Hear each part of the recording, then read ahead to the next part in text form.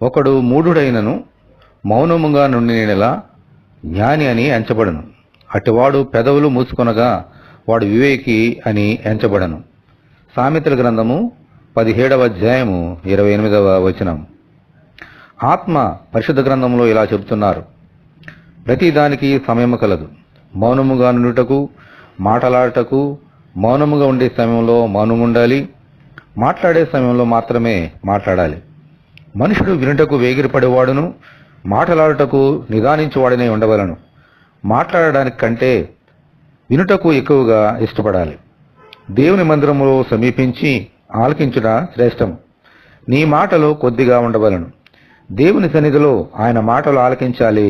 మనుషుల మాటలు కొద్దిగా ఉండాలి.